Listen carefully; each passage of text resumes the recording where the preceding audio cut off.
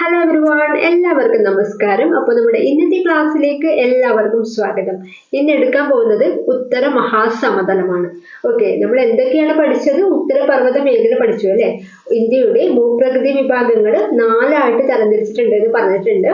അതിൽ ഉത്തരപർവ്വത മേഖല നമ്മൾ കംപ്ലീറ്റ് ആക്കിയിട്ടുണ്ട്. രണ്ടാമത്തത് ഉത്തര മഹാസമതലമാണ് നമ്മൾ ഇന്ന് എടുക്കാൻ പോകുന്നത്. ഓക്കെ, ക്ലാസ്സിലേക്ക് കിടക്കാം. ഈ ഉത്തര മഹാസമതലം എന്ന് പറയുന്നത് നമ്മൾ ഹിമാലയം പഠിച്ചിട്ടുണ്ട് അല്ലെ. അപ്പൊ ഹിമാലയത്തിന് തെക്ക് ഭാഗത്തായിട്ടാണ് സ്ഥിതി ചെയ്യുന്നത്. ഹിമാലയത്തിന്റെ തെക്ക് ഭാഗത്തായിട്ടാണ് ഏകദേശം രാജസ്ഥാൻ, പഞ്ചാബ്, ഹരിയാന, ഉത്തർപ്രദേശ്, ബീഹാർ, പശ്ചിമ ബംഗാൾ, ആസാം തുടങ്ങിയ 7 സംസ്ഥാനങ്ങളിലാണ് ഉത്തര മഹാസമതലം വ്യാപിച്ചു കിടക്കുന്നത്. ഓക്കെ, പിന്നെ ഒരു കാര്യം കൂടി പറയാം, എങ്ങനെയാണ് ഈ ഉത്തര മഹാസമതലം ഉണ്ടായത്? ഓക്കെ, നമ്മൾ പറഞ്ഞിട്ടുണ്ട് സിന്ധു നദി, ഹിമാലയ നദികൾ 3 പഠിച്ചിട്ടുണ്ട് അല്ലെ. സിന്ധു, ഗംഗ, ബ്രഹ്മപുത്ര. അപ്പൊ ഇത് ഹിമാലയത്തിൽ നിന്ന് ഉത്ഭവിച്ച് വന്നിട്ട് അതിന്റെ പോഷക നദികളും, ഹിമാലയ നദികൾ മാത്രമല്ല അതിന്റെ പോഷക നദികളും എന്തൊക്കെയാണ്? സിന്ധു, ഗംഗ, ബ്രഹ്മപുത്ര എന്നീ നദികളുടെയും അതുപോലെ അവയുടെ പോഷക നദികളുടെയും അവസാദ നിക്ഷേപങ്ങളെ നിക്ഷേപിക്കുമല്ലോ അവിടെ ഇവിടെയൊക്കെ ആയിട്ട്. ഈ മുകളിൽ നിന്ന് കൊണ്ടുവന്ന ഒരുപാട് സാധനങ്ങളൊക്കെ നിക്ഷേപിക്കും. അപ്പൊ അങ്ങനെയുള്ള നിക്ഷേപങ്ങളൊക്കെ കൊണ്ട് രൂപപ്പെട്ടതാണ് ഈ ഉത്തര മഹാസമതലം എന്ന് പറയുന്നത്. ഓക്കെ, അങ്ങനെയാണ് ഉത്തര മഹാസമതലം ഉണ്ടായത്. ഓക്കെ, ഇനി പോയിന്റ് പറയാം, ശ്രദ്ധിക്കാം. ഏക്കൽ മണ്ണ്. അപ്പൊ ഈ ഉത്തര മഹാസമുദ്രത്തിലുള്ളത് ഏക്കൽ മണ്ണാണ് ഉള്ളത്. ഇന്ത്യയിൽ ഏറ്റവും വലിയ കാർഷിക ഭൂമി ഉത്തര മഹാസമതലമാണ്. ലോകത്തിലെ ഏറ്റവും വിസ്തൃതമായിട്ടുള്ള ഏക്കൽ സമതലം കൂടിയാണ് ഉത്തര മഹാസമതലം. ഇന്ത്യയുടെ ധാന്യപ്പുര എന്നറിയപ്പെടുന്നുണ്ട്. ഭാരതീയ സംസ്കാരത്തിന്റെ ഈറ്റില്ലം എന്നറിയപ്പെടുന്നുണ്ട്. ലോകത്തിലെ ഏറ്റവും വലിയ ഡെൽറ്റ പ്രദേശമായ സുന്ദർബൻ ഡെൽറ്റ നമ്മൾ ഓൾറെഡി പഠിച്ചിട്ടുണ്ട് അല്ലെ. സുന്ദർബൻ ഡെൽറ്റ ആ ഒരു പോയിന്റ് ഒന്ന് ഓർമ്മിക്കുക. അതുപോലെ ലോകത്തിലെ ഏറ്റവും വലിയ കണ്ടൽക്കാട് എന്ന് പറയുന്നതും സുന്ദർബൻ തന്നെയാണ് കേട്ടോ, സുന്ദർബൻ. പിന്നെ ഈ ഉത്തര മഹാസമുദ്രത്തിൽ കൃഷിയൊക്കെ ചെയ്യാൻ പറ്റിയ സ്ഥലമാണെന്ന് പറഞ്ഞത് ഏക്കൽ മണ്ണാണ്. അപ്പോൾ അവിടെ ചെയ്യുന്ന കൃഷി ഇനങ്ങളാണ് ഗോതമ്പ്, ചോളം, നെല്ല്, കരിമ്പ്, പരുത്തി, അതുപോലെ പയർവർഗ്ഗങ്ങൾ. ഓക്കെയാണോ? ഈ ഭാഗത്തിൽ ഇങ്ങനെയുള്ള പോയിന്റ് മാത്രമേ പഠിക്കാനുള്ളൂ. ഓക്കെ, അപ്പൊ ഒന്നുകൂടി ഞാൻ വായിക്കാം. ഈ ഉത്തര മഹാസമുദ്രത്തിൽ ഏറ്റവും കൂടുതലുള്ള മണ്ണ് എന്ന് പറയുന്നത് ഏക്കൽ മണ്ണാണ്. ഈ പിന്നെ നദികൾ ഉണ്ടെന്ന് പറഞ്ഞു. ഹിമാലയ നദികളൊക്കെ കൊണ്ടുവരുന്ന ഒരുപാട് അവസാദങ്ങളും നിക്ഷേപങ്ങളൊക്കെ കൊണ്ടുണ്ടായതാണ് നമ്മുടെ ഈ ഉത്തര മഹാസമതലം. അവിടെ ഏറ്റവും കൂടുതലുള്ള മണ്ണ് എന്ന് പറയുന്നത് ഏക്കൽ മണ്ണാണെന്ന് അറിയിക്കുക. ഏക്കൽ മണ്ണ് ഇത് ചോദിക്കാറുണ്ട്, മണ്ണൊക്കെ ഭയങ്കര ഇമ്പോർട്ടൻ്റ് ആണ്. അപ്പോൾ ഏതെങ്കിലും ഒരു ചോദ്യം ചോദിക്കുന്നു വിചാരിക്കുക. അപ്പൊ ചോദ്യം ചോദിച്ച് നമ്മൾ ഉത്തരം പറയും അല്ലെ. ഉത്തര മഹാസമുദ്രം ഉത്തരം പറയും. അപ്പൊ ഉത്തരം പറയുമ്പോൾ അതിന്റെ ഉത്തരം എന്ന് പറയുന്നത് കല്ലാണെന്ന് വിചാരിക്കുക കേട്ടോ. ഉത്തരം എന്ന് പറയുന്നത് കല്ലാണെന്ന് വിചാരിക്കുക. അപ്പൊ നമുക്ക് ഉത്തരം കല്ല്, ഉത്തര മഹാസമുദ്രത്തിലെ മണ്ണാണ് കല്ല്, ഏക്കൽ മണ്ണ് എന്നുള്ള രീതിയിൽ നമുക്ക് കണക്ട് ചെയ്യാൻ പറ്റും. ഓക്കെ, ഇനി എന്തെങ്കിലും കണക്ഷനായിട്ട് പഠിക്കാം. നെക്സ്റ്റ് എന്താണ് പറയുന്നത്? ഇന്ത്യയിലെ ഏറ്റവും വലിയ കാർഷിക ഭൂമി എന്നാണ് പറയുന്നത്. ഇന്ത്യയിലെ ഏറ്റവും വലിയ കാർഷിക ഭൂമി. ഈ ഏക്കൽ മണ്ണ് കൃഷിക്ക് അനുയോജ്യമായിട്ടുള്ള മണ്ണാണ്. ഏറ്റവും നല്ല മണ്ണാണ്. കൃഷിക്ക് അനുയോജ്യമായിട്ടുള്ള ഏറ്റവും ബെസ്റ്റ് മണ്ണാണ് ഏക്കൽ മണ്ണ്. അതുകൊണ്ട് തന്നെ നമുക്ക് ഈ ഒരു സമതലത്തിൽ ഒരുപാട് കൃഷി ചെയ്യാൻ പറ്റും. ഏറ്റവും വലിയ കാർഷിക മേഖല. ഓക്കെ, ഇന്ത്യയിലെ തന്നെ ഏറ്റവും വലിയ കാർഷിക മേഖല എന്നാണ് പറയുന്നത്. ഓക്കെ, നെക്സ്റ്റ് ലോകത്തിലെ ഏറ്റവും വിസ്തൃതമായിട്ടുള്ള ഏക്കൽ സമതലമാണ് നമ്മുടെ ഉത്തര മഹാസമതലം. കാരണം എന്താണ്? സിന്ധു, ഗംഗ, ബ്രഹ്മപുത്ര എന്നീ നദികളുടെ ഏറ്റവും കൂടുതൽ ഈ നദികളുടെയൊക്കെ നിക്ഷേപങ്ങൾ കൊണ്ടാണ് ഈ ഒരു സമതലം ഉണ്ടായിട്ടുള്ളത്. അതുകൊണ്ടാണ് ഇത്രയും വിസ്തൃതമായിട്ടുള്ള, ലോകത്തിലെ തന്നെ ഏറ്റവും വിസ്തൃതമായിട്ടുള്ള ഏക്കൽ സമതലമാണ് നമ്മുടെ ഉത്തര മഹാസമതലം എന്ന് പറയുന്നത് കേട്ടോ. ഇന്ത്യയുടെ ധാന്യപ്പുര എന്നും പറയുന്നുണ്ട്. ധാന്യപ്പുര എന്ന് പറഞ്ഞാൽ എന്താണ്? നമ്മൾ നേരത്തെ പറഞ്ഞിട്ടുണ്ട്, കാർഷിക ഭൂമിയാണ്. അതുകൊണ്ട് തന്നെ ധാന്യപ്പുര, ഇന്ത്യയുടെ ധാന്യപ്പുര എന്നറിയപ്പെടുന്നത് എന്താണ്? ഉത്തര മഹാസമതലമാണ്. ഇത് ചോദിച്ച ക്വസ്റ്റ്യൻ ആണ്, ശ്രദ്ധിക്കണം.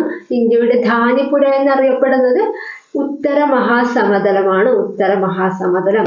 നെക്സ്റ്റ്, ഇന്ത്യയുടെ സംസ്കാരത്തിന്റെ ഈറ്റില്ലം എന്നറിയപ്പെടുന്നത് അല്ലെ. കാർഷിക ഭൂമിയാണെന്ന് പറഞ്ഞാൽ ഏറ്റവും കൂടുതൽ കൃഷിയുള്ള ഭൂമിയാണെന്നൊക്കെ പറഞ്ഞതുകൊണ്ട് തന്നെ ഈ ഭാരതീയ സംസ്കാരത്തിന്റെ ഈറ്റില്ലം എന്നൊക്കെ പറയുന്നത് ഈ ഒരു പ്രദേശമാണ്, ഉത്തര മഹാസമതലം. ഓക്കെ, നെക്സ്റ്റ്, ലോകത്തിലെ ഏറ്റവും വലിയ ഡെൽറ്റ പ്രദേശം സുന്ദർബൻ ഡെൽറ്റയാണ്. നമ്മൾ ഓൾറെഡി പഠിച്ച കാര്യമാണ്. ലോകത്തിലെ ഏറ്റവും വലിയ ഡെൽറ്റ പ്രദേശം എന്ന് പറയുന്നത് സുന്ദർബൻ ഡെൽറ്റയാണ്. ഗംഗയുടെയും അതുപോലെ ബ്രഹ്മപുത്ര നദിയുടെയും അവസാദങ്ങളൊക്കെ നിക്ഷേപങ്ങളൊക്കെ ആയിട്ട് വന്നിട്ടുള്ള ഒരു വലിയൊരു പ്രദേശമാണ് സുന്ദർബൻ ഡെൽറ്റ എന്ന് പറയുന്നത്. ഓക്കെ, നെക്സ്റ്റ്, ലോകത്തിലെ ഏറ്റവും വലിയ കണ്ടൽക്കാട് എന്താണ്? സുന്ദർബൻ ആണ്. ലോകത്തിലെ തന്നെ ഏറ്റവും വലിയ കണ്ടൽ കാടുകളും സുന്ദർബനാണ്. ഓക്കെ, നെക്സ്റ്റ്, ഈ ഒരു പ്രദേശത്ത് ഉത്തര മഹാസമുദ്രം എന്ന് പറഞ്ഞല്ലേ നമ്മുടെ കാർഷിക ഭൂമി, ഏറ്റവും വലിയ കാർഷിക ഭൂമിയാണ്, ധാന്യപ്പുരയാണ്, ഭാരതീയ സംസ്കാരത്തിന്റെ ഈറ്റില്ലമാണെന്നൊക്കെ പറഞ്ഞു. അപ്പൊ ഈ ഒരു പ്രദേശത്ത് കൃഷി ചെയ്യുന്ന വിളകളാണ് ഗോതമ്പൊക്കെ ചെയ്യും. ഗോതമ്പ്, ചോളം, നെല്ല്, കരിമ്പ്, പരുത്തി, പയറുവർഗ്ഗങ്ങൾ. ഓക്കെ, അപ്പൊ ജസ്റ്റ് കേട്ട് പോയാൽ മതി. മെയിൻ ആയിട്ടുള്ള പോയിന്റ് നിങ്ങൾ പഠിക്കേണ്ടത് ഇന്ത്യയിലെ ഏറ്റവും വലിയ കാർഷിക ഭൂമിയാണ്, ലോകത്തിലെ ഏറ്റവും വിസ്തൃതമായിട്ടുള്ള ഏക്കർ സമതലമാണ്, ഇന്ത്യയുടെ ധാന്യപ്പുരയാണ്, ഭാരതീയ സംസ്കാരത്തിന്റെ ഈറ്റില്ലം എന്നറിയപ്പെടുന്നുണ്ട്, ലോകത്തിലെ ഏറ്റവും വലിയ ഡെൽറ്റ പ്രദേശമാണ് സുന്ദർബൻ ഡെൽറ്റ എന്നുള്ള രീതിയിൽ ഒന്ന് മനസ്സിലാക്കി വെക്കാം കേട്ടോ. പിന്നെ 2 പോയിന്റുകൾ ഒന്ന് വായിച്ചു പോവാം. ലോകത്തിലെ ഏറ്റവും വലിയ കണ്ടൽക്കാടാണ് സുന്ദർബൻ. ഗോതമ്പ്, ചോളം, നെല്ല്, കരിമ്പ്, പരുത്തി, പയറുവർഗ്ഗങ്ങൾ എന്നിവ കൂടി ഇവിടെ വിളകളായിട്ട് മെയിൻ വിളകളാണ്. ഓക്കെ, പോയിന്റ് ഞാനൊന്ന് വായിക്കാം. പടിഞ്ഞാറ് ഭാഗത്ത് മഴ കുറവാണ്. രാജസ്ഥാൻ പടിഞ്ഞാറ് ഭാഗത്ത് മഴ കുറവാണ്. താർ മരുഭൂമി രാജസ്ഥാനിലാണ്. ബജ്ര, റോവർ എന്നിവയൊക്കെയാണ് ചോവർ അല്ലെ രാജസ്ഥാനിലെ വിള. സിന്ധു, ഗംഗ, ബ്രഹ്മപുത്ര സമതലം എന്ന് പറയുന്നുണ്ട്. ഏറ്റവും കൂടുതൽ ജനസംഖ്യയുള്ള പ്രദേശമാണ്. റെയിൽ, റോഡ്, കനാൽ ഗതാഗതം ഏറ്റവും കൂടുതലുള്ളത് ഇവിടെയാണ്. ഉത്തര മഹാസമുദ്രമാണ്. ഓക്കെ, നമ്മൾ പറഞ്ഞത് ഏതൊക്കെ സംസ്ഥാനങ്ങളാണ് ഈ ഉത്തര മഹാസമുദ്രത്തിൽ വരുന്നത്? നമ്മുടെ രാജസ്ഥാൻ തൊട്ട് വരുന്നുണ്ട് അല്ലെ. രാജസ്ഥാൻ, പഞ്ചാബ്, ഹരിയാന, ഉത്തർപ്രദേശ്, ബീഹാർ, പശ്ചിമ ബംഗാൾ, ആസാം. 7 സംസ്ഥാനങ്ങളാണ് ഉത്തര മഹാസമുദ്രത്തിൽ ഉൾപ്പെടുന്നത്. ഓക്കെ, ഇത് ജസ്റ്റ് ഒന്ന് കേട്ട് പോയാൽ മതി. സംസ്ഥാനങ്ങളൊന്നും ഇതിൽ ചോദിച്ചിട്ടൊന്നുമില്ല കേട്ടോ, അതുകൊണ്ടാണ് ഞാൻ കൊടുക്കാത്തത്. ഓക്കെ, നെക്സ്റ്റ്, അപ്പോൾ ഞാൻ പറഞ്ഞതെന്ന് വിചാരിച്ചിട്ട് രാജസ്ഥാനാണ് നമ്മൾ ആദ്യമായിട്ട് പറഞ്ഞത് അല്ലേ. അപ്പോൾ ഈ രാജസ്ഥാനിലെ പ്രത്യേകത എന്ന് പറയുന്നത് നമ്മുടെ ഇന്ത്യയുടെ പടിഞ്ഞാറ് ഭാഗത്താണല്ലേ രാജസ്ഥാൻ. അവിടെ എന്താണ് ഭൂരിഭാഗവും മരുഭൂമി പ്രദേശമാണല്ലേ. നമുക്ക് രാജസ്ഥാൻ എന്നൊക്കെ പറയുമ്പോൾ നമുക്ക് മനസ്സിലേക്ക് മരുഭൂമിയാണ് വരുന്നത് അല്ലേ. അപ്പൊ എന്തുകൊണ്ടാണ്? അവിടെ മഴ കുറവാണ്. അപ്പൊ ഈ ഉത്തര മഹാസമുദ്രത്തിലെ ഒരു ഭാഗമാണ്, ഉൾപ്പെടുന്ന ഒരു സംസ്ഥാനമാണ് രാജസ്ഥാൻ. പടിഞ്ഞാറ് ഭാഗത്താണുള്ളത് അല്ലേ. അപ്പൊ ഈ രാജസ്ഥാനിൽ മഴ കുറവാണ്. അതുകൊണ്ട് ഈ ഭാഗങ്ങൾ മൊത്തം എന്താണ്? മരുഭൂമികളാണ്. അപ്പൊ എന്താണ് ഇപ്പൊ ഇവിടെ പോയിന്റ് എന്ന് പറയുന്നത്, ഉത്തര മഹാസമുദ്രത്തിന്റെ പടിഞ്ഞാറ് ഭാഗത്ത് മഴ കുറവായത് കൊണ്ട് ആ ഭാഗങ്ങൾ എന്താണ്? മരുഭൂമിയാണെന്ന് മനസ്സിലാക്കി വെക്കാം. നമ്മൾ താർ മരുഭൂമി എന്നൊക്കെ കേട്ടിട്ടുണ്ടാവും അല്ലെ. ഉത്തര മഹാസമുദ്രത്തിലെ പടിഞ്ഞാറ് ഭാഗത്ത് സ്ഥിതി ചെയ്യുന്ന മരുഭൂമിയാണ് നമ്മുടെ താർ മരുഭൂമി. ഇവിടെയാണ് രാജസ്ഥാനില്. ഈ ജയ്സാൽമീർ സ്ഥിതി ചെയ്യുന്ന മരുഭൂമി എന്ന് ചോദിച്ചാൽ അത് താർ മരുഭൂമിയാണ്. കേട്ടു പോവാട്ടോ. ജയ്സാൽമീർ. ഓക്കെ, ജയ്സാൽമീർ സ്ഥിതി ചെയ്യുന്ന മരുഭൂമി എന്താണ്? താർ മരുഭൂമിയാണ്. ഓക്കെ, ഈ മരുപ്രദേശങ്ങളിൽ കാണപ്പെടുന്ന മണ്ണ് എന്ന് പറയുന്നത് ഈർപ്പം തീരെ ഇല്ലാത്ത അല്ലെ, ജലാംശം തീരെ ഇല്ലാത്ത, ഈർപ്പം തീരെ ഇല്ലാത്ത, ഭയങ്കര ഉപ്പ് കലർന്ന ലവണാംശമുള്ള മരുഭൂമി മണ്ണാണ്. എന്താണ്? പൊതുവെ മരുഭൂമിയിലെ മണ്ണിന്റെ ഒരു പ്രത്യേകത എന്ന് പറയുന്നത് എന്താണ്? ഈർപ്പം തീരെ ഉണ്ടാവില്ല, വെള്ളം തീരെ ഉണ്ടാവില്ല, ലവണാംശമുള്ള മരുഭൂമി മണ്ണാണ്. നമ്മൾ ആടുജീവിതം സിനിമയിലൊക്കെ കണ്ടിട്ടില്ലേ, ഒരു തരി വെള്ളത്തിന് വേണ്ടിയിട്ട് എന്താ നമ്മുടെ പൃഥ്വിരാജ് ഓടുന്ന കണ്ടിട്ടില്ലേ. അപ്പോൾ ആ ഒരു അവസ്ഥയൊക്കെ നമ്മുടെ മനസ്സിലേക്ക് വരിക കേട്ടോ.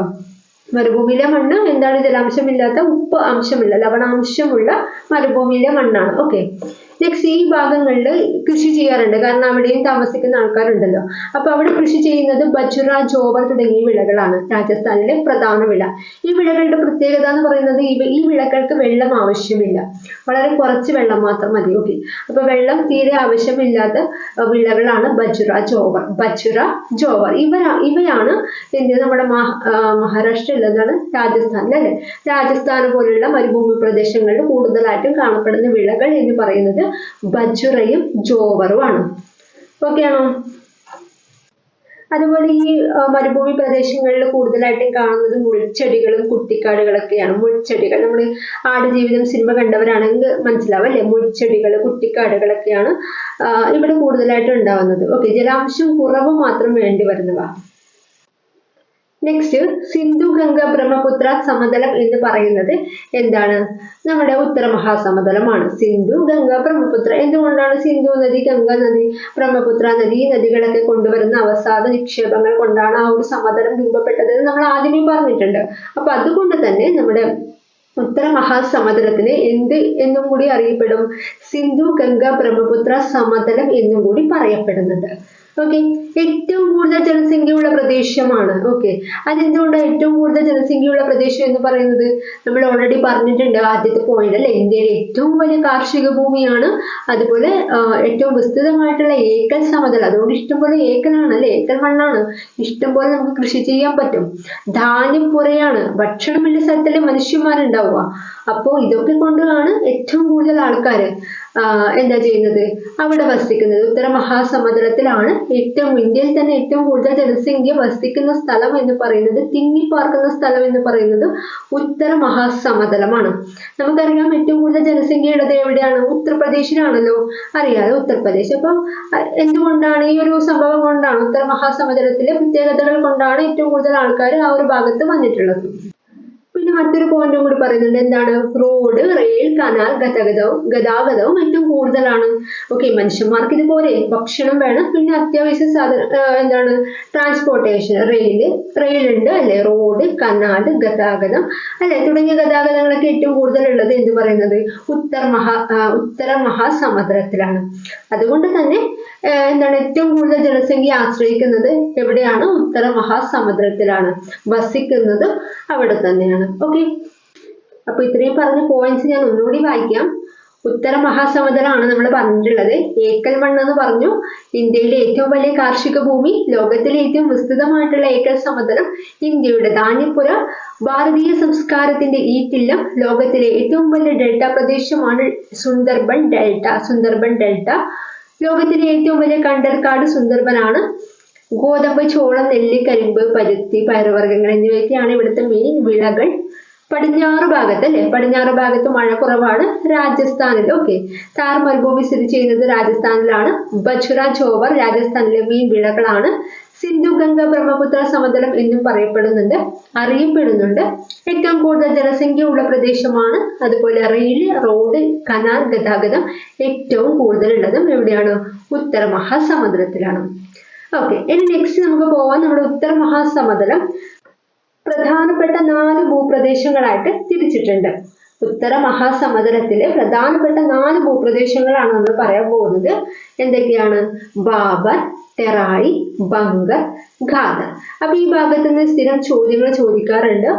അങ്ങോട്ടും ഇങ്ങോട്ടും മാറിപ്പോവാൻ വളരെ ചാൻസ് ഉള്ള ഒരു സംഭവമാണ്. ഈ 4 അങ്ങോട്ടും ഇങ്ങോട്ടും മാറിപ്പോകും, കാരണം എല്ലാ പേരും ഒരുപോലെയാണ് അല്ലെ. അപ്പോൾ കൃത്യമായിട്ട് കോഡ് ഞാൻ പറഞ്ഞുതരാം, ശ്രദ്ധിക്കണേ. ബാബർ, ടെറായി, ബങ്കർ, ഖാദർ. അപ്പൊ എന്റെ കോഡ് എന്ന് പറയുന്നത് ബാബർ ആണല്ലേ. അപ്പൊ ബാബർ എന്ന് പറഞ്ഞൊരു വ്യക്തി ടൂർ പോവാനായിട്ട് ഭംഗിയുള്ള ഖാദി വാങ്ങി. ഖാദിയില്ലേ, നമ്മൾ സ്കൂളിലൊക്കെ പോകുമ്പോൾ ഖാദി കുപ്പായില്ലേ, ഖാദിന്റെ യൂണിഫോം എന്നൊക്കെ പറയില്ലേ. അപ്പൊ ബാബർ ടൂർ പോവാനായിട്ട് നല്ല ഭംഗിയുള്ള ഖാദിന്റെ കുപ്പായം വാങ്ങിയെന്ന് വിചാരിക്കുക. അപ്പൊ ഈ ഒരു ലെവലിൽ ആലോചിച്ച് കഴിഞ്ഞാൽ നമുക്ക് ഈ 4 ഭാഗങ്ങളും കിട്ടുന്നതായിരിക്കും. ഓക്കെ, അപ്പൊ ഈ ഒരു ലെവലിൽ തന്നെ വരണം, ഈ ഒരു ലെവലിലായിരിക്കും ഞാൻ പഠിപ്പിക്കുക. ഓക്കെ, അപ്പൊ ബാബർ എന്താണ്? ടൂർ പോകാൻ വേണ്ടിയിട്ട് ഭംഗിയുള്ള ഖാദി വാങ്ങി. അപ്പൊ 4 ഭൂപ്രദേശങ്ങളാണ് നമ്മൾ പഠിക്കാൻ പോകുന്നത്. ഓക്കെ, ആദ്യം പറയാൻ പോകുന്നത് ബാബർ. ഓക്കെ, ശിവാലിക് മലനിരകൾക്ക് സമാന്തരമായി 8 to 16 കിലോമീറ്റർ വരെ വിസ്തൃതിയിൽ പാറക്കഷ്ണങ്ങൾ നിറഞ്ഞ് ഇടുങ്ങിയ ഒരു പ്രദേശമാണ് ബാബർ. അതുപോലെ പ്രവാഹമൊന്നും ഈ ഭാഗത്തില്ല, കൃഷിക്ക് അനുയോജ്യമല്ല എന്നാണ് പറയുന്നത്. ഓക്കെ, അപ്പൊ നമ്മൾ ആദ്യം പറയാൻ പോകുന്നത് ബാബർ ശിവാലിക് മലനിരകൾക്ക് സമാന്തരമായി 8 മുതൽ 16 കിലോമീറ്റർ വരെ വിസ്തൃതിയിൽ നീണ്ടു കിടക്കുന്നതാണ്. പാറക്കഷ്ണങ്ങൾ നിറഞ്ഞൊരു ഭാഗമാണ്, അങ്ങനെയാണ് പറയുന്നത് അല്ലെ. അപ്പൊ ശിവാലിക് എന്ന് പറയുമ്പോൾ നമ്മൾ ഹിമാദ്രി, ശിവാലിക് പഠിച്ചിട്ടുണ്ട്. അപ്പൊ ശിവാലിക് ഈ ഒരു ലെവലിലാണ് പോകുന്നത്. അപ്പോൾ ഇങ്ങനെ പോകുന്ന സമയത്ത് അതിന്റെ താഴെയൂടെ സമാന്തരമായിട്ട് ഒരു 8 മുതൽ 16 കിലോമീറ്റർ വരെ വിസ്തൃതിയിൽ ആണ് ഈ ഒരു പ്രദേശമുള്ളത്, ബാബർ എന്ന് പറഞ്ഞ പ്രദേശമുള്ളത്. അപ്പൊ അത് ഭയങ്കര കല്ലും മണ്ണൊക്കെ നിറഞ്ഞിട്ടുള്ള, പാറക്കഷ്ണങ്ങളൊക്കെ നിറഞ്ഞിട്ടുള്ള ഒരു ഇടുങ്ങിയൊരു പ്രദേശമാണ്. ഓക്കെ, അപ്പോൾ ഈ ഒരുപാട് പാറക്കഷ്ണങ്ങളൊക്കെ ഉണ്ടാവുമ്പോൾ എന്ത് ചെയ്യും, അവിടെ നമുക്ക് ജലപ്രവാഹം കാണാൻ പറ്റില്ല അല്ലെ. അപ്പൊ ജലപ്രവാഹം ഇല്ലാത്ത സ്ഥലമാണ്. അപ്പം ആദ്യം പറയുന്ന ബാബർ എന്ന് പറയുന്നത് ജലപ്രവാഹം ഇല്ലാത്ത സ്ഥലമാണ്. അപ്പൊ കല്ലും മുള്ളുമാണ് അല്ലെ, ഭയങ്കര പാറക്കഷ്ണങ്ങളാണെന്നൊക്കെ പറഞ്ഞു. അപ്പൊ അവിടെ കൃഷി ചെയ്യാൻ പറ്റുമോ? ഇല്ലല്ലോ. ഓക്കെ, അപ്പൊ കൃഷി ചെയ്യാൻ പറ്റില്ല.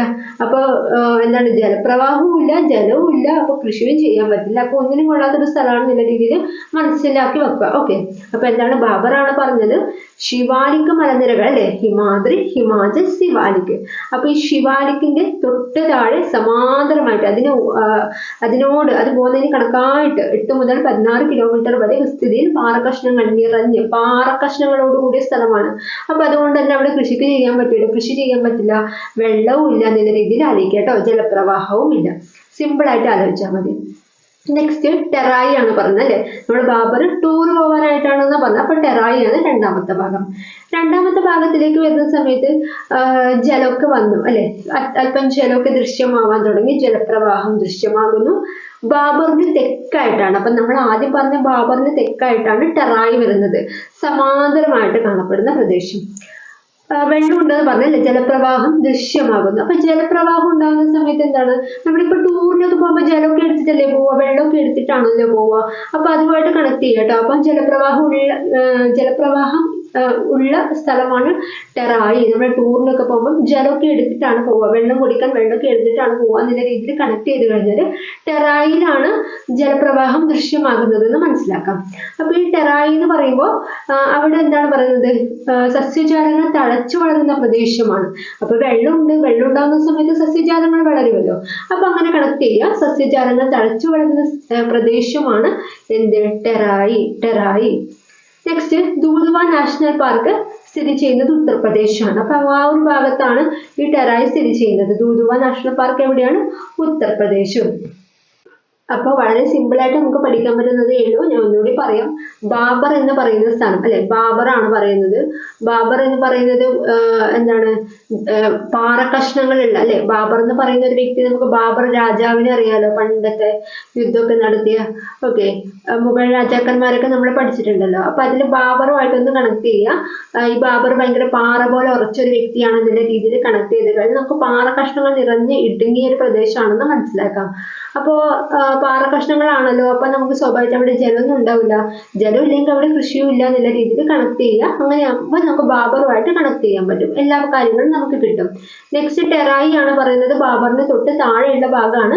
നമ്മൾ ടൂറിന് പോകുന്ന സമയത്ത് വെള്ളമൊക്കെ എടുത്തിട്ടാണ് പോവുക, അതുപോലെ പാലൊക്കെ എടുത്തിട്ടാണ് പോവുക എന്നൊക്കെ ആലോചിക്കുക. കാരണം ചായയൊക്കെ വെച്ച് കുടിക്കണ്ടേ. അപ്പോൾ ടൂറിന് പോകുന്ന സമയത്ത് പാലൊക്കെ എടുത്തിട്ടാണ് പോവുക, പാലൊക്കെ എടുത്തിട്ടാണ് പോവുക, ജലമൊക്കെ എടുത്തിട്ടാണ് പോവുക എന്നുള്ള രീതിയിൽ ഒന്ന് കണക്ട് ചെയ്ത് വെക്കാം. ഓക്കെ, അപ്പോൾ അങ്ങനെ കണക്ട് ചെയ്ത് വെച്ച് നമുക്ക് ഇത് കിട്ടും, ജലപ്രവാഹം ദൃശ്യമാകുന്നു. ജലപ്രവാഹം ഉണ്ടെങ്കിൽ എന്തായാലും സസ്യങ്ങൾ വളരുമല്ലോ. അപ്പൊ സസ്യജാലങ്ങൾ തഴച്ചു വളരുന്ന പ്രദേശമാണെന്നുള്ള രീതിയിൽ നമുക്ക് മനസ്സിലാക്കാൻ പറ്റും. ദൂതുവ, ടൂറിന് പോകുമ്പോൾ പാലൊക്കെ എടുത്തിട്ടാ പോവുക. അപ്പൊ പാല് ദൂതും ഒക്കെ ആയിട്ട് കണക്ട് ചെയ്ത് കഴിഞ്ഞാൽ ദൂധുവ നാഷണൽ പാർക്ക് സ്ഥിതി ചെയ്യുന്നത് ടെറായിയുടെ ഭാഗമായിട്ടാണ് അല്ലെ, ഉത്തർപ്രദേശിലാണെന്നും കൂടി ഒന്ന് ഓർത്ത് വയ്ക്കുക. ദൂതുവ ഉത്തർപ്രദേശ്. നെക്സ്റ്റ് ബങ്കർ അല്ലെ, ബങ്കർ. നമ്മൾ എന്താണ് പറഞ്ഞത്, ബാബർ ടൂറിന് പോകാൻ വേണ്ടിയിട്ട് ഭംഗിയുള്ള ഖാദി വാങ്ങിയെന്നാ പറയുന്നത്, ഭംഗിയുള്ള. അപ്പൊ ബങ്കറാണ് നമ്മൾ പറയുന്നത്. ഉത്തര മഹാസമുദ്രത്തിലെ ഏറ്റവും വിസ്തൃതമായിട്ടുള്ള പ്രദേശമാണ്, പഴയ ഏക്കൽ നിക്ഷേപമാണ്, വളരെ ഫലഭൂയിഷ്ഠമായ പ്രദേശം ഒന്നുമല്ല. കാങ്കർ എന്ന് പറയുന്ന ചുണ്ണാമ്പ് കല്ലുകളാൽ സമൃദ്ധമാണ്, അതുകൊണ്ട് കൃഷിയില്ല എന്നുകൂടി ഓർക്കുക. ഓക്കെ, ഈ ഭാഗത്തിൽ ചോദിച്ചിട്ടുള്ളത് പഴയ ഏക്കൽ നിക്ഷേപം എന്നുള്ള രീതിയിലാണ് ചോദിച്ചിട്ടുള്ളത് കേട്ടോ PSC. ഈ പഴയ കാര്യങ്ങൾക്കൊക്കെ ഭയങ്കര ഭംഗിയാണെന്നുള്ള രീതിയിൽ നമ്മൾ പഴയ മാല അല്ലെങ്കിൽ പഴയ കാര്യങ്ങളൊക്കെ ഭയങ്കര ഭംഗിയല്ലേ ഉണ്ടാവുക. പഴയ വീടുകളാണെങ്കിലും അല്ലെ, പണ്ടത്തെ തറവാടുകളൊക്കെ ഭയങ്കര നമുക്ക് ഇഷ്ടപ്പെടുന്ന ഒരു രീതിയാണ്. അപ്പൊ പഴയ ഭംഗിയുള്ളതാണെന്നുള്ള രീതിയിൽ ആലോചിച്ചാൽ പഴയ ഏക്കൽ നിക്ഷേപം ബങ്കറുമായിട്ട് നമുക്ക് കണക്ട് ചെയ്യാൻ പറ്റും. അപ്പൊ അവിടെ ഒരു കാര്യം കൂടെ ഓർക്കണം, വളരെ ഫലഭൂയിഷ്ടമായിട്ടുള്ള പ്രദേശം ഒന്നും അല്ല എന്നുള്ള രീതിയിൽ ഒന്ന് ഓർത്ത് വെക്കുക കേട്ടോ. വളരെ ഫലഭൂയിഷ്ടമായിട്ടുള്ള ഒരു പ്രദേശം ഒന്നും അല്ല. എന്തുകൊണ്ടാണ്? അവിടെ കാങ്കർ എന്ന് പറഞ്ഞിട്ടുള്ള ചുണ്ണാമ്പ് കല്ലുകൾ ഇഷ്ടം പോലെയുണ്ട്. കാങ്കർ എന്ന് പറഞ്ഞിട്ട് അതിന്റെ കാൽസ്യം കാർബണേറ്റ്, ഓക്കെ, ചുണ്ണാമ്പ് കല്ലുകൾ കാൽസ്യം കാർബണേറ്റ് ആണ് അതിന്റെ രാസനാമം. അപ്പോ ബംഗർ വളരെ ഫലഭൂയിഷ്ടമായിട്ടുള്ള ഒരു പ്രദേശമല്ല. കാരണം എന്താണ്? കാങ്കർ എന്നറിയപ്പെടുന്ന ചുണ്ണാമ്പ് കല്ലുകളാൽ സമൃദ്ധമാണ് ഇവിടുത്തെ മണ്ണ്. അതുകൊണ്ട് തന്നെ ഇവിടെ എന്താണ്? കൃഷിക്ക് അനുയോജ്യമല്ല എന്നുള്ള രീതിയിലും കൂടി ഒന്ന് ആലോചിച്ച് വെക്കുക. ഓക്കെ, എന്താണ്? ബംഗർ ആണ് പറഞ്ഞത് ഉത്തര മഹാസമുദ്രത്തിലെ ഏറ്റവും വിസ്തൃതമായ പ്രദേശമാണ്. വിസ്തൃതമായ പ്രദേശം അല്ലെ, ഭംഗിയാണ് നമ്മൾ എടുത്തത് അല്ലെ, ഭംഗിയാണ് നമ്മൾ എടുത്തിട്ടുള്ളത്. പഴയ ഏക്കൽ സമുദ്രമാണെന്ന് പറയാം, ഏക്കൽ നിക്ഷേപമാണെന്ന് പറഞ്ഞു. പഴയ ഏക്കൽ നിക്ഷേപം. അപ്പൊ പഴയ തറവാടൊക്കെ ഭയങ്കര ഭംഗിയാണ്, ഭയങ്കര വിസ്തൃതമായിട്ടുള്ള തറവാടാണെന്നുള്ള രീതിയിൽ ഒന്ന് ആലോചിക്കുക. അപ്പൊ വിസ്തൃതമായ പ്രദേശമാണ്, അതുപോലെ പഴയ ഏക്കൽ നിക്ഷേപമാണ് ഇവിടെ ഉള്ളതെന്നും കൂടി ഒന്ന് മനസ്സിലാക്കാൻ പറ്റും. ഓക്കെ, നെക്സ്റ്റ്, വളരെ ഫലഭൂയിഷ്ടമായിട്ടുള്ള പ്രദേശം ഒന്നുമല്ല. കാരണം എന്തുകൊണ്ടാണ്? കാങ്കർ അല്ലെ, കാങ്കർ എന്ന് പറയുന്ന ചുണ്ണാമ്പ് കല്ലുകളാൽ സമൃദ്ധമാണ് ഈ ഒരു സ്ഥലം. അപ്പൊ അതുകൊണ്ട് തന്നെ ഇവിടെ നമുക്ക് കൃഷിക്കൊന്നും ചെയ്യാൻ പറ്റാത്ത ഒരു അവസ്ഥയാണ്. കാങ്കർ, ബംഗർ, കാങ്കർ, ബംഗർ രണ്ടിലും ഒരു എന്താണ് ഉണ്ട് അല്ലെ, ഘർ ഘർ എന്നുള്ള സെയിം ഒരു ഇതുണ്ടല്ലോ. അപ്പം ചിലപ്പോൾ PSC ചോദിക്കും കാങ്കർ എന്ന് പറയുന്ന ചുണ്ണാമ്പ് കല്ലുകൾ സമൃദ്ധമായിട്ടുള്ളത് ഏത് ഉത്തര മഹാസമുദ്രത്തിന്റെ ഏതൊരു പ്രദേശമാണെന്ന് ചോദിക്കും. അപ്പൊ അങ്ങനെയാകുമ്പോൾ നമ്മൾ കണ്ടുപിടിക്കേണ്ടത് കാങ്കർ ആണ് അല്ലെ. ഈ ഘർ എടുത്തു കഴിഞ്ഞാൽ നമുക്ക് ബംഗറുമായിട്ട് കണക്ട് ചെയ്യാൻ പറ്റും. അപ്പോൾ ആ ഒരു രീതിയിലൊന്ന് ഓർത്ത് വയ്ക്കുക. നെക്സ്റ്റ് ഖാദർ ആണ്. ഖാദർ ലാസ്റ്റ് നമ്മൾ ഗാദി അല്ലെ, പുതിയ ഗാദിയൊക്കെ വാങ്ങിയെന്ന് പറഞ്ഞു. പുതിയത് അല്ലെ, ഭംഗിയുള്ള പുതിയ ഖാദിയാണ് വാങ്ങിയത്. അപ്പൊ പുതുതായിട്ട് നിക്ഷേപിക്കപ്പെട്ട ഏക്കൽ മണ്ണാണ് ഖാദർ എന്ന് പറയുന്നത്. ഓക്കെ, ആ പ്രദേശത്തുള്ളത് പുതുതായിട്ട് നിക്ഷേപിക്കപ്പെട്ട ഏക്കൽ മണ്ണാണ് ഖാദർ എന്ന പ്രദേശത്ത് കാണപ്പെടുന്നത്. അതുകൊണ്ട് തന്നെ കൃഷിക്ക് ഏറ്റവും അനുയോജ്യമായിട്ടുള്ള മണ്ണാണ്. കാൽസ്യം അടങ്ങിയ ചുണ്ണാമ്പുകൾ ഇവിടെ തീരെയില്ല. അതുകൊണ്ട് തന്നെ ഏറ്റവും അനുയോജ്യമാണ്, കൃഷിക്ക് ഏറ്റവും അനുയോജ്യമാണെന്നുള്ള രീതിയിലൊന്ന് ഓർത്ത് വയ്ക്കുക. ഓക്കെ, അപ്പൊ ഖാദർ ആണ് പറഞ്ഞത്, നമ്മൾ ഖാദിയാണ് എടുത്തത് അല്ലെ. പുതിയ ഖാദി കുപ്പായം എന്നുള്ള രീതിയിൽ നിങ്ങൾ കണക്ട് ചെയ്യുക. പുതിയ ഖാദി കുപ്പായം. അപ്പൊ പുതിയ ഖാദി ആകുമ്പോൾ പുതിയതായിട്ട് നിക്ഷേപിക്കപ്പെട്ട ഏക്കൽ മണ്ണാണ്, കൃഷിക്ക് ഏറ്റവും അനുയോജ്യമായ മണ്ണാണ്. കാൽസ്യം അടങ്ങിയ ചുണ്ണാമ്പ് കല്ലുകൾ ഇവിടെ തീരെ ഇല്ലാത്തത് കൊണ്ട് തന്നെ കൃഷിക്ക് വളരെ അനുയോജ്യമാണ്. ഓക്കെ, അപ്പൊ ഇത്രയും കാര്യങ്ങളാണ് ഈ ഒരു ഭാഗത്ത് പഠിക്കാനുള്ളത്. ഞാൻ ഈ ഒരു 4 കാര്യങ്ങളും കൂടി ഞാൻ ഒന്നും കൂടി റിവൈസ് ചെയ്യാം. 4 ഭൂപ്രദേശങ്ങളാണ് നമ്മൾ ഉത്തര മഹാസമുദ്രത്തിന് ഇതാക്കിയത് അല്ലെ, തരംതിരിച്ചത്. ഭാബർ, ടെറായി, ഭംഗർ, ഖാദർ അല്ലെ. എന്താണ് പറഞ്ഞത്? ബാബർ അല്ലെ. ബാബർ ടൂറിന് പോകാൻ വേണ്ടിയിട്ട് ഭംഗിയുള്ള പുതിയ ഖാദി വാങ്ങി ആലോചിക്കാം. ബാബർ ടൂറിന് പോകാൻ വേണ്ടിയിട്ട് ഭംഗിയുള്ള പുതിയ ഖാദി വാങ്ങി. അപ്പൊ ഓരോന്നായിട്ട് നോക്കാം. നമുക്ക് ബാബറാണ് ഫസ്റ്റ് നോക്കുന്നത്. ശിവാലിക് മലനിരകൾക്ക് സമാന്തരമായി 8 മുതൽ 16 കിലോമീറ്റർ വരെ വിസ്തൃതമായ പാറക്കഷ്ണങ്ങൾ അല്ലെ, പാറക്കഷ്ണങ്ങൾ നിറഞ്ഞ ഇടുങ്ങിയ പ്രദേശം. പാറ പോലെ ഉറച്ച ബാബറാണെന്ന് പറഞ്ഞു. ജലപ്രവാഹമില്ല, കൃഷിക്കും അനുയോജ്യമല്ല എന്നും കൂടി ഓർത്ത് വയ്ക്കുക. ജലമില്ലല്ലോ, പിന്നെ എങ്ങനെ കൃഷി ചെയ്യുക? കൃഷിക്കും അനുയോജ്യമല്ല. രണ്ടാമത്തത് ടെറായി ആണ് പറയുന്നത്. നമ്മൾ ടൂർ പോകുമ്പോൾ ജലം എടുക്കും, അതുപോലെ പാലൊക്കെ എടുക്കുമെന്ന് വിചാരിക്കാം. ടൂറൊക്കെ പോകുന്നത് നമ്മൾ നാച്ചുറലിലേക്കല്ലേ, നമ്മൾ പ്രകൃതിയെ കാണാനല്ലേ. അപ്പൊ ഒരുപാട് സസ്യജാലങ്ങളൊക്കെ തഴച്ചു വളരുന്നത് കാണാനാണ് പോകുന്നതെന്നും കൂടി കണക്ട് ചെയ്ത് വെക്കാം. അപ്പൊ അങ്ങനെയാകുമ്പോൾ നമുക്ക് ജലപ്രവാഹം ദൃശ്യമാകുന്നു. ദൂതുമ നാഷണൽ പാർക്ക് സ്ഥിതി ചെയ്യുന്നു. അതുപോലെ സസ്യജാലങ്ങൾ തഴച്ചു വളരുന്ന പ്രദേശമാണെന്നും കൂടി മനസ്സിലാക്കാം. ഓക്കെ, ടൂറ് പോകുന്നത് എവിടെയാണ്? സസ്യജാലങ്ങളൊക്കെ തഴച്ചു വളരുന്ന പ്രദേശം കാണാനാണെന്നുള്ള രീതിയിൽ, പ്രകൃതിയെ കാണാനാണെന്നുള്ള രീതിയിൽ ആലോചിച്ചു കഴിഞ്ഞാൽ സസ്യജാലങ്ങൾ തഴച്ചു വളരുന്ന പ്രദേശമായിട്ട് കണക്ട് ചെയ്യാൻ പറ്റും കേട്ടോ. ഓക്കെ, നെക്സ്റ്റ് ബംഗർ ആണ്. നല്ല ഭംഗിയുള്ള സ്ഥലമാണ്, ഭംഗിയുള്ള തറവാട് എന്ന് പറഞ്ഞല്ലേ. ഭംഗിയുള്ള തറവാട്, പഴയ കാര്യങ്ങളൊക്കെ ഭയങ്കര ഭംഗിയാണ്. ഓക്കെ, ഭയങ്കര വിസ്തൃതമായിട്ടുള്ള തറവാടാണെന്നൊക്കെ പറഞ്ഞിട്ടുണ്ട് അല്ലെ. ഓക്കെ, എന്തൊക്കെയാണ്? ഉത്തര മഹാസമുദ്രത്തിലെ ഏറ്റവും വിസ്തൃതമായ പ്രദേശമാണ്. പഴയ ഏക്കൽ നിക്ഷേപം അല്ലെ, പഴയ കാര്യങ്ങളൊക്കെ ഭയങ്കര ഭംഗിയാണെന്നുള്ള രീതിയിൽ പറഞ്ഞിട്ടുണ്ട്. പഴമയെ ഇഷ്ടപ്പെടുന്ന ആൾക്കാരൊക്കെ ഉണ്ടാവില്ലേ. അപ്പൊ ആ ഒരു രീതിയിലൊക്കെ ഒന്ന് ആലോചിക്കുക. വളരെ ഫലഭൂഷ്ഠികമായ പ്രദേശം ഒന്നുമല്ല. കാരണം എന്താണ്? അവിടെ തന്നെ ചുണ്ണാമ്പ് കല്ലുകളുണ്ട്. കാങ്കർ അല്ലെ, കാങ്കർ, ബംഗർ എന്ന് പറയുന്ന ചുണ്ണാമ്പ് കല്ലുകൾ സമൃദ്ധമാണ്, അതുകൊണ്ട് തന്നെ ഇവിടെ അത്ര ഫലഭൂയിഷ്ഠിയമായിട്ടുള്ള കൃഷി ചെയ്യാൻ അനുയോജ്യമായിട്ടുള്ള മണ്ണൊന്നല്ലാണ് മനസ്സിലാക്കി വെക്കുക. നെക്സ്റ്റ് അവസാനത്തത് ഖാദറാണ്. നമ്മൾ പുതിയ ഖാദി വാങ്ങിയിട്ടാണ് പോകുന്നത് അല്ലെ.